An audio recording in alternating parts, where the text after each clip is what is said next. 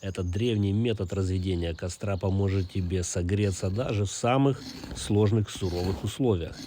Дождь, влажность, мороз — все это нипочем, когда ты умеешь использовать огненное перо. Забудь о мучительном разведении костра.